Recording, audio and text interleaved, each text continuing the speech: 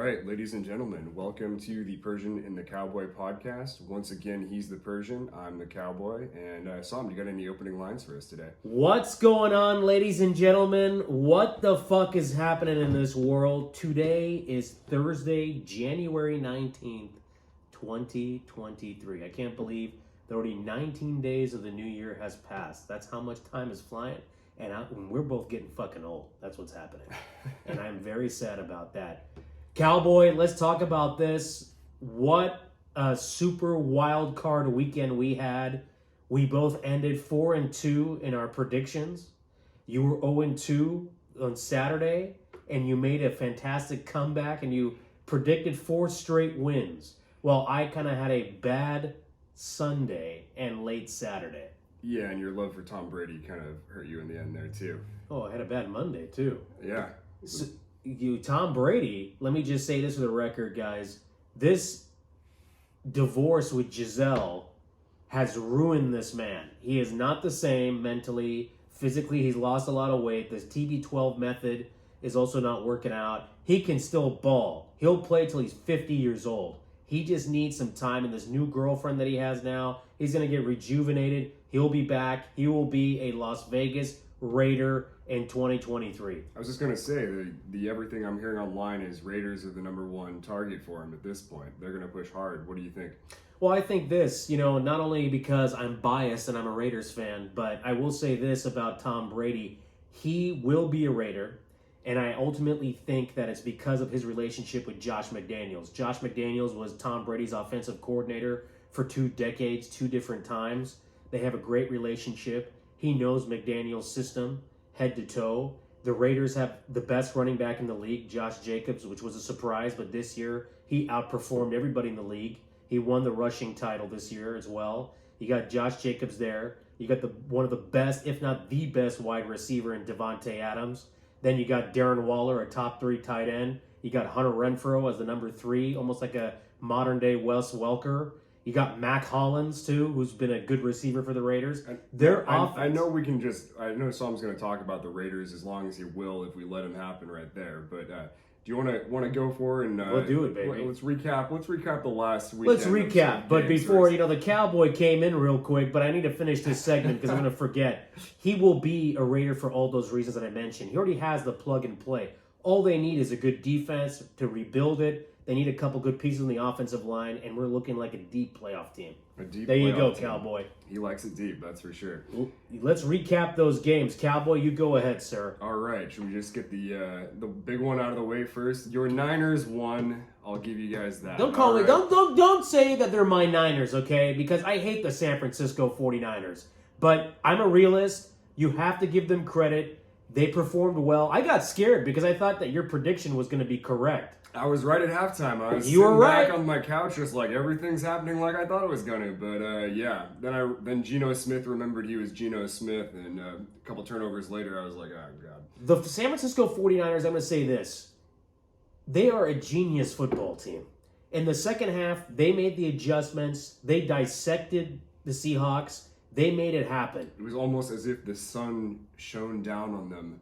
From up above. Listen, I don't know about all that. It was raining on and off on Saturday. It was a fucking mess on the freeways. But the 49ers they balled out. This team is going to the Super Bowl. I hate to say it. I hate the 49ers. But they are going to the Super Bowl. They are the best team out of these final 8 teams that are coming up in the divisional weekend. We'll see, I guess. That's my question. The biggest question mark on the 49ers roster is still Brock Purdy. I'll keep that out there. Oh, here we go. Here we go, Niner fans. Get your pitchforks out. Okay, watching him, right. Okay, he's handing the ball off to McCaffrey, left and right. McCaffrey's putting up 60-yard runs for him and taking him all the way to the end zone. There's no real issues with that. And then he's just sitting back and making easy passes to these just wide open wide receivers. The Seahawks did not shut down the run game, and they just left the wide receivers just wide open. One of his touchdown passes was a throw to the line of scrimmage that got run in for 30 yards to, what's their backup running back's name again? The 49ers? Yeah, 49ers. You're talking about, was it Elijah? Yeah, Mitchell, right? Elijah Mitchell, yeah. So here's the deal real quick. The 49ers, they played a hell of a game. Brock Purdy literally looked like a young Tom Brady, a young Joe Montana out there. He was poised. He was collective. He knew exactly where to throw the ball. He was very calm. He completed his passes that he needed to do, and he was very confident and decisive.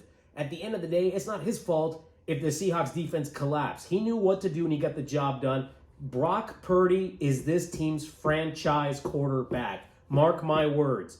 He will be the Niners starting quarterback in 2023, and he's going to lead this team to a Lombardi trophy, their 6th Lombardi trophy. Now, I will agree that he did look like a Tom Brady out there in the fact that he was a check down master, just making the easy completions. And the wide receivers, they're getting that yak, man. They're getting those yards after completion, just straight down, dude.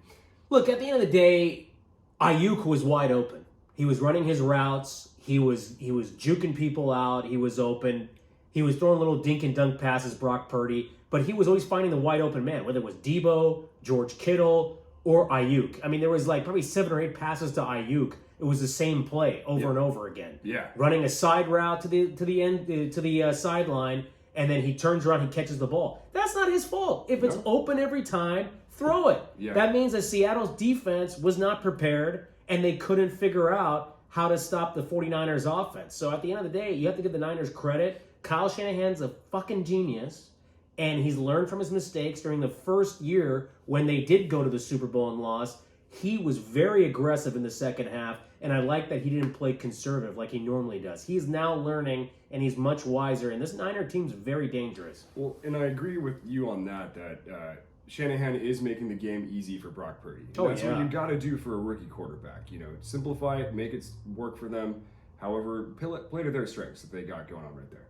So I think still the biggest question mark is Brock Purdy, though, because he hasn't been asked to do anything that's extremely challenging up to this point. He hasn't been put under all this pressure yet. He hasn't had a defense that's really taken it to him and made him make those really tight throws that you got to make at the pro level. So I think it's going to be interesting when they come up against the Cowboys next week. Yeah. If Parsons is healthy and he's rushing Brock Purdy left and right from every which direction, I think that's going to be a bit more of a quagmire for him to figure out going down the stretch, but we shall see. Well, I'm going to say this, Cowboy. I think that your Dallas Cowboys, even though you're a Steelers fan, I mean, your helmet's right there. I hate both teams equally. I'll go with the hatred for the Cowboys and the Niners is about on par with each other. We'll go say this. I will say that this is Brock Purdy's first test that he's going to have a top-tier defense coming at him. But I think the Niners have the tools, the resources, they have the players to combat this. It will be a very close game in the beginning, like last week, but it's going to explode in the second half, and I'm going to make you a prediction right now. All right. The Persian is predicting, mark my words, go talk to your bookie, ladies and gentlemen, Niners 34, Cowboys 24. 34-24, okay. Yes, sir. Nice, comfortable 10-point win for the Niners. All right. I don't think it's going to rely on that side of the ball. I don't think it's going to come down to the Niners offense just blowing out the Cowboys defense. Yeah. I think it's going to come down to, is Dak Prescott able to move the ball on the 49ers defense? Right. Because we saw last week, and that's what I was wrong about, is, Geno Smith remembers he's Geno Smith out there, and his amazing career, right, or amazing season he's had so far just comes crumbling down to, him from 4 years ago. Right. So I think it's going to be, can Dak Prescott move the ball against the San Francisco 49ers defense? Are they going to be able to put up enough points? Because I think the 49ers offense is going to put up at least 24 points, and it's going to come down to Dak moving the ball and how they're running the ball against that 49ers defense. So I think it's going to be tight. I think the 49ers get it 24-21, something close like that. Okay, that's a good score. And I'm going to kind of piggyback off you with regard to the defense and the whole conversation about Dak against the Niners defense. Dak Prescott's a solid quarterback. He's a in my opinion, top 12 quarterback in the league. He has moments where he's inconsistent, but he also has moments where he's great. And he showed that last week against Tampa Bay on Monday night in the last playoff game. However, he's going against the number one defense in the league in the San Francisco 49ers. He will have some success early, but the Niners defense will make the adjustments. DeMeco Ryans will figure it out, the Niners coordinator. All the Niners have to do really is contain the running game of Tony Pollard and Zeke Elliott And they also have to make sure that Dalton Schultz, the Cowboys tight end, is not found underneath for those 10, 15, 20-yard pickups. And they got to watch for CeeDee Lamb. So they have to make sure that those two guys are contained. The other guy that's kind of going to the radar is T.Y. Hilton. Yeah. T.Y. Hilton is a Dallas Cowboy. Everybody forgot about T.Y. Hilton. He can go deep on the long balls. He's not going to be as effective. The Niners will figure it out. I also see Dak being under duress constantly. Fred Warner's going to get in his face. Nick Bosa's going to get in his face. You're going to see a lot of blitzing from the secondary. Charvarius Ward's going to come out of nowhere. I mean, the Niners linebacking core is going to just put nightmares into Dak Prescott's head. Mm-hmm. So that's what I'm still sticking with. I think the Niners are going to dominate this game, especially in the second half. Well, and on the flip side of that, too, looking at the Cowboys defense, aren't their starting cornerbacks completely banged up and, like, done for the season? They're on, like, their third string at this point. So even if they shut down McCaffrey and stop the run, I don't know if they're going to be able to stop the wide-open passes for Brock Purdy to make right there. So I don't know. Maybe they dial up some quarterback blitzes into Brock Purdy's blind side, rattle him a little bit, get him a little scared. Maybe it's the only way to get through, but we'll see. Well, you know what they're calling Brock Purdy? There's a lot of memes and a lot of different nicknames and songs coming out about this kid, but I'm going to call him Brocky like everybody else. He is Rocky Balboa. This guy is literally an underdog story, Mr. Irrelevant, the last pick of the draft. You know, I think we should just go ahead and crown him the GOAT already, right? I don't know about crowning him the GOAT, Brock Purdy but it's is the greatest quarterback of all time, guys. You heard it here first. I never said that. First. Excuse me, I never said that. But I will say he's 6-0. He's 6-0, and he's going to go 7-0 against the Dallas Cowboys. So yeah, we'll see if he breaks Ben Roethlisberger's starting quarterback. Ben Roethlisberger couldn't do. Ben Roethlisberger was great in his rookie season with the Steelers, and they got to the AFC Championship game, if I'm not mistaken, which he got beat by Tom Brady. But at the end of the day, you know, Brock Purdy can actually run. Big Ben, when he would run with all that weight. It was kind of hard to watch, but he still made it. He's a tough guy, all this. But Brock Purdy is also mobile. A lot of people don't know that. But the man is also mobile. He can get away. He can slide. He can high step his way for a first down. So again, I'm not a Brock Purdy homer or a Niner fan by any means. But you have to give credit where it's due, and I'm a realist. The Niners have that special mojo this year. All right. Let's go to the next game, ladies and gentlemen. The Kansas City Chiefs, my most hated team that I hate with a passion, and the Jacksonville Jaguars on Saturday night. Who do you got, Cowboy? Oh, gosh. I just think that one's going to be a disaster. But bite your tongue. You never know what happens. Well, I know, right? That's the thing is I don't know what's going to happen on that one. Where are you thinking that game's going to go? I'm going to say this. Kansas City, the last month and a half of the season, has been playing easy teams, and they're having trouble closing out games, winning by 7 points, 3 points, 10 points. Kansas City can be very vulnerable. I mean, if you go back to the game against the Raiders, I believe it was on Monday night when the Raiders played the Chiefs in Kansas City, where the Raiders were up 17-0, and painfully, as usual, we lost that game because we didn't know how to close it out defensively and offensively. But they rattled Patrick Mahomes' cage very early, and Patrick Mahomes and his coordinator Bieniemy, they were very perplexed for the whole first half. They didn't know what to do. So this Jags defense was a young defense. They have to come out swinging, blitzing Mahomes, pressuring him, getting under his skin, make it tough for him, make him uncomfortable, make him throw quick passes, make him confused.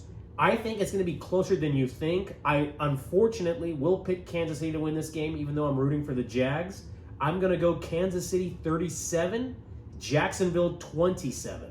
Yeah, and I would be way more confident putting it down on Kansas City if I hadn't seen the Bills almost choke to Carolina last weekend. The correction, you mean against the Dolphins? Oh, the Dolphins, sorry, yeah. They all blend together down there out of those teams. Yeah. But yeah, the Dolphins almost coming back and crushing them that way. I was like, I could not believe that at all. So I was sure Josh Allen was going to be on the bench just relaxing for the last fourth quarter there, but we were wrong about that one. Any given Saturday, right? Any given Saturday, Sunday, or Monday, or even Thursday. I know there's no Thursday games because of the postseason now, but anybody can win. What are you going score wise for the Jags game? What's going on? I'm gonna pick Kansas City as well. I'm gonna go with a shootout for that though. Wow. Yeah, I'm thinking 38-28, something around there. All right. The Kansas Cowboy City, has spoken, ladies and gentlemen. I will get these picks up tonight. The other game that we need to discuss, that is the NFC matchup between the divisional rivals that hate each other, the New York Football Giants against the Philadelphia Eagles at Philly. Cowboy, go ahead on this one. I think the Daniel Jones fairy tale comes to an end this weekend. I think Danny Dimes. Yeah, Danny Dimes. It might be his last game as a Giant. You know, who knows what's going to happen next season in the quarterback carousel for it right there. But yeah, I think they're going to run into just the high-powered Philadelphia Eagles offense, and they're just not going to be able to keep up in the scoring. Their defense, while solid, is not going to be enough to shut those guys down. And if you look at the Giants versus the Vikings last week, part of the reason why I called that upset is the Vikings had a negative point differential throughout the regular season. They weren't that good. Yeah, and they were what 10-0 with like one-score games going through that, which is very impressive, but also not good it at the same so time. It could be a statistical anomaly that they had that great of a record for right there. So I figured that was as safe an upset as I could possibly call, excluding the 49ers game, of course. Yeah. But yeah, so definitely think that the Giants are just going to run into a better team. The offense from the Philadelphia Eagles is too high-powered. They're just going to carve them to pieces and put up a bunch of points. So, what do you say score-wise? What are we going with? I'm going to say like, I don't know, 36-17, something like that. Wow, that's a blowout. And let me just say, I'm going to change that narrative right now. This is what I'm going to say. The New York Giants are a good football team. Their head coach, Brian Daboll, has really turned this around. He's a candidate for Coach of the Year, by the way. He has turned the culture around in New York. His teammates, his players and his staff believe in him and the culture that he's brought. But at the end of the day, I think that the Eagles, Jalen Hurts is coming back for this game, their quarterback. He has not played in the last 3 to 4 weeks. He's going to be rusty, so it's going to take some time in the game. It is going to be a very close game, high-scoring game, but very close. I am going to go Philadelphia 30, the Giants 27. It's going to come down to a field goal in the last few seconds. But it is going to be very exciting and probably will be, in my opinion, the closest game of the weekend. Okay. All right. What's our last game? Our last game on the docket, ladies and gentlemen. Who do we even have at the end? We didn't talk about the Bills. Right? The Bills. We have the Bills and the Bengals matchup. The premier game in the AFC. The rematch, right? The rematch of the difficult situation with Damar Hamlin, which shout out Damar Hamlin is still recovering very well, was discharged from a Buffalo hospital, and I guess he's recovering at home now and taking it one day at a time. That's good. So good for Damar Hamlin, good for the city of Buffalo. They've had a lot of tragedy this year, but I'm going to say this. I'm going to pick the Bengals in this game. You're picking the Bengals. I will say this, Cowboy. All right. The Buffalo Bill Miami Dolphin game was what I thought we were going to expect. It was about 17-0 in the first quarter. Miami looked delusional. They had their third-string quarterback out there because their other two quarterbacks, Tua Tagovailoa, is still in concussion protocol. Teddy Bridgewater was banged up. And everybody thought this was going to be a blowout. And it ended up being a high-scoring game back and forth in the latter part of the first half into the second half, which scared me and the Cowboy because we had the Bills picked in that game. And the Bills pulled it off. But I will say this. Joe Burrow is probably, out of all these guys, the second-best quarterback. He is very confident, very poised in his ability in the pocket. He can scramble when he has to. He's very smart and doesn't really make mistakes a whole lot often. He doesn't. And look at the weapons that he has. He's got his number one receiver, Jamar Chase. Then at number 2, he's got T. Higgins. Then you got Tyler Boyd as his number 3. You have Joe Mixon. Their offense is very high-powered. I'm not saying the Bills' offense isn't high-powered at all. They are very high-powered. But I think this game, both teams are very equal in their ability. But I'm going to say this. The Bengals 41, the Bills 38 in overtime. Oh, wow. This is going to go to overtime. It's going to be a thriller. It's going to be a complete bloodbath of a game. It's going to be a lot of old school football, big hits. But the Cincinnati Bengals are going to be all over this, and they're going to go to the AFC Championship game to play the Kansas City Chiefs in 2 weeks. Well, I'm going to disagree with you on this one. I think the Bills are going to pull it out.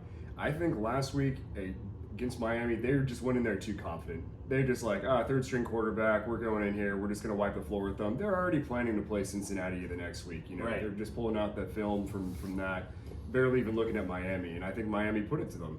And then they finally figured it out and were like, all right, we got to actually win this game. So they put the effort in and got back to where they needed to be.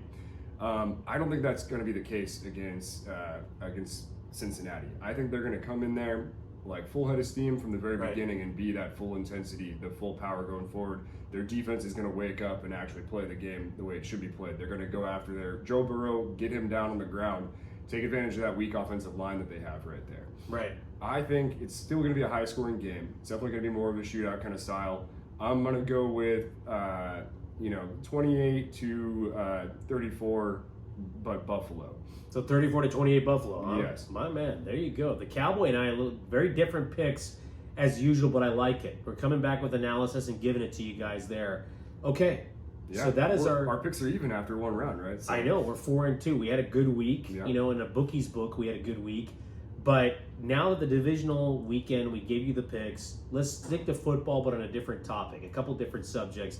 Number one, it was brought to our attention by a viewer. They wanted to talk about Mike McDaniel, the head coach of the Miami Dolphins, and his clock management that got him in some trouble against the Buffalo Bills. Cowboy, you want to start that segment off? Well, do you want to give us a synopsis of what happened for those that didn't hear what was going on? I'm going to say this about Mike McDaniel. He's probably one of the most interesting head coaches in the league. The guy's an evil genius.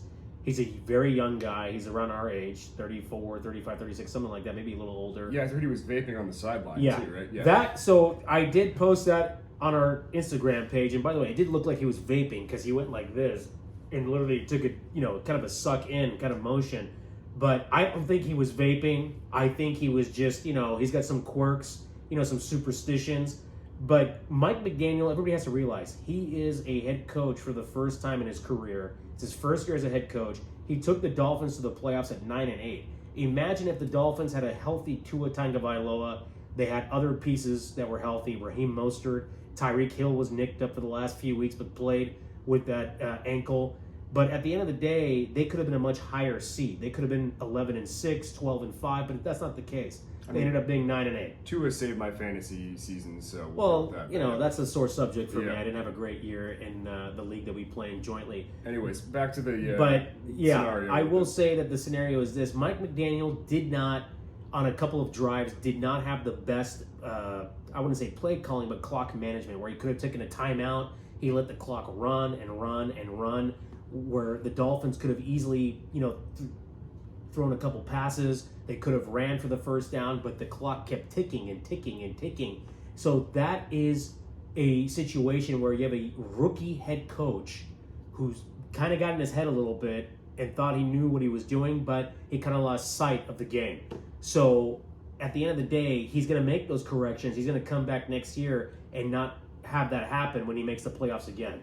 Well, that's one of the things that amazes me, because I thought they already had all the clock management figured out per scenario. They just called in statisticians to say, hey, in this situation, this is your best statistical chance to win the game. And then it's just like an execution little matrix for them to go through. They got their little cards right there to call timeout with this situation going from there. So it surprises me that an assistant coach isn't talking into his ear, that has the clipboard of all the scenarios with the statistics and the math ready to go for him on that. So I find that definitely surprising, and I know he's hearing an earful of it right now. So he's going to get the statisticians in front of him and talking him through it and what's going on from there. But it's you know what it is, Cowboy. It comes down to this. I think it's nerves. I think it's the first time jitters. He's coached several games this year. Mm-hmm. Okay, he's had 17 games that he's coached, and he finally gets into the playoffs. It's a little bit different of a beast, because you lose this game, you're going home. So every decision counts. I mean, we got to talk about put our conspiracy theory hats on a little bit real quick. I got tinfoil we can grab if we need to. Okay. But is he a Bills fan, maybe? No, he's not a Bills fan. Come on. That's a ridiculous take. Mike McDaniel is one of my favorite coaches. I think it was just a combination of things that were going on. He was trying to outsmart the other team, but he outsmarted himself. In the end, they lost the game, but it was very close. It was very actually surprising the way it turned out, and which probably saved his job too. I mean, he wasn't going to be a one-and-done head coach, but if they got blown away like 48-10, then it was probably not going to be good for him. He would have been on the hot seat for next year, but he actually prolonged his coaching career with the Dolphins with the comeback that they had in the back and forth. So at the end of the day, he will make those mistakes, maybe in the future. But he learned from the mistakes that he made this past Sunday, and he's going to correct it for next year, and he'll be better. Okay. He'll be much better, and I think the Dolphins will be a better team too. They have some decisions to make. Another thing I wanted to discuss, Cowboy, was that we got to discuss what's going to happen with Derek Carr and where he's going. Well, I mean, what's the rumor mill right now? So here's the scenario, guys. Is he under contract still? He is under contract. So Derek Carr, the reason why the Las Vegas Raiders put him on the bench the last 2 games was that if he got hurt against either the 49ers or the Chiefs, they would have had to pay him $33 million in guarantees up front. That is an enormous amount of money for a quarterback who, in my opinion, is a solid quarterback, but he hasn't won a playoff game. He hasn't taken the Raiders to the Super Bowl. So why would you pay somebody that much money? So it was a business decision. I didn't like the way they went about it and the delivery because of a guy that served the team for 9 years, but they had to do what they had to do. Now, in hindsight, what are they going to do with Carr? So here's a couple things. They are exploring trade options right now for him. And if they do trade him, the team that picks up the trade, that makes the trade with the Raiders and picks up his contract, will have to pay him that money in his contract that's coming up for this year, which is $33 million. Okay. Then it's going to be 41 next year, and then 43 million the following year. So it's going to keep going up. And that's cap dollars. That's not, you guys didn't, okay. Yeah, so that's the whole. So the thing is, you're paying a guy who hasn't won a playoff game and hasn't taken you to a Super Bowl. That much money is asinine. Yeah. So nobody will make the trade with the Raiders and pick up that tab on the contract. What will happen is this: 4 days after the Super Bowl is the new league year, basically. The Raiders will end up releasing Carr, okay? They'll take the cap hit of about $5.5 million and call it a day, and they'll end up saving about, 33 minus, give or take, $6 million. Yeah. So they'll save that money, and then they'll be flush with cash in the offseason, with the salary cap. They can go ahead and sign some defensive players, which is what they need to focus on. Well, how much is Tom Brady going to want? Is the other question. I don't think, listen, Tom Brady's going to be plug and play, and that's the guy that I want the Raiders to pick up is Tom Brady. Because he knows the McDaniel system, as I mentioned. I would just love it. It would be full circle on the tuck rule right there, Well, I mean, all the fucking problems the Raiders started with that tuck rule game. Yeah. So, I mean, this guy's whole career started from that game. The Raiders were winning. They were winning that game. Charles Woodson came from the outside and slapped the ball out of Tom Brady's hands, which was a fumble. Yeah. That was a fucking fumble. And Greg Biekert, number 54, the Raiders linebacker, picked it up, and that was it. There was like a minute 54 left. The Raiders had a couple timeouts. They could have ran a couple plays. They would have just burned the clock out. They would have won the game. But Walt Coleman, the official who refereed that game in that January 2002 night, decided to, fuck shit up for everybody. And this will come back full circle. The trilogy is complete. Tom Brady will be wearing silver and black. He's going to get him and his 26-year-old girlfriend a brand new mansion in the highlands of Summerlin or wherever the fuck all these athletes live out there in the desert. But he will be a Raider. And I'm going to say this before we conclude on this segment, is that is the best scenario for him because he already has the offensive pieces. He's got his relationship with McDaniels and Ziegler, the Raiders GM. But the problem is the Raiders' defense sucks. They're one of the worst defenses in the league. Yeah, but Tom Brady started from the top, and now he's here at the Raiders. I wouldn't say that's a demotion or I wouldn't say it's a downgrade. I would just say it's a bit of a challenge because the Raiders' offense is better than the Buccaneers' offense. Even though they have pieces, the Bucs had Mike Evans. It is now, yeah. They have Fournette. And that's why Tom Brady's They have no tight end. Yeah, he's going to leave because he doesn't want to have to do anything on his own. He wants plug and play. That's his career. He wants to ring chase now. He's LeBron James. He wants to ring chase. I don't know if he's always been a ring chaser, but he's always worked for what he had, okay? He's not a LeBron James, and let's call everybody to team up. He did not do any of that during his career. His first 3 Super Bowls with New England was all defensive Super Bowl championships. Yeah, he was on the best roster. His mid part of his career, he started airing the ball out and being the quarterback that he was supposed to be. So Brady being a Raider makes the most sense. If, hypothetically, the 49ers didn't have Brock Purdy on the roster and he didn't exist and it was just Trey Lance, and let's say the Niners weren't in the playoffs right now or they were in the playoffs and they lost, Tom Brady coming to the Bay Area and ending his career as a 49er for the next 2 seasons would make sense because everything is already set. He just needs to get in there and work with that genius of a man, Kyle Shanahan. But the Raiders make the best sense for him because of the relationship that he already has with his former OC. But they have to spend dollars on the defense and get a couple of good offensive linemen because they're going to need the fucking Great Wall of China to protect Tom Brady because that man cannot scramble. Yeah. He will be so... He's going to run like a fucking hog. They're going to just rattle his cage. That's why they have to spend that money come March, and then in April in the draft, they're going to have to draft well. Hogs are pretty fast, man. Well, the ones with the tusks are pretty hard. Yeah. But the other thing is... Hogs don't mess around. The other thing I will say is this, that Derek Carr, if the Raiders were to trade Derek Carr, which I don't think is going to happen, but if they did, I would ask if I was a GM for 2 second-round draft picks for Derek Carr and maybe a 4th-round pick as well. Yeah, see, but why would someone do that with the... That's why they're not going to do it. They're not going to do it because of the salary cap situation. Yeah. I will say this. The Raiders are going to give away a pick to There's get rid of him. There's multiple teams that are interested in Carr services, but the top 3 teams that do kind of, get me excited are the New York Jets, okay, the Washington Commanders, and the New Orleans Saints.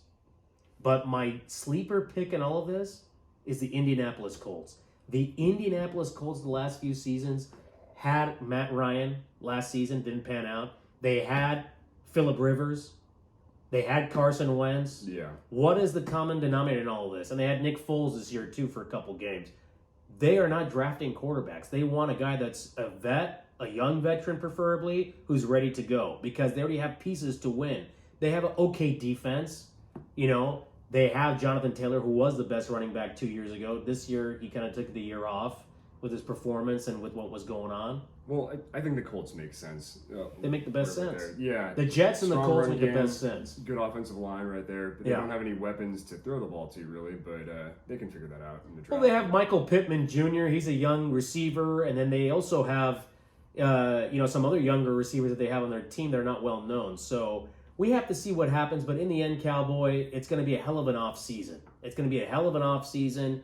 I see a lot of movement, quarterback carousel, a lot of coaches making decisions to try to go all in on the Super Bowl. So we'll see what we have to go with in the 2023 offseason.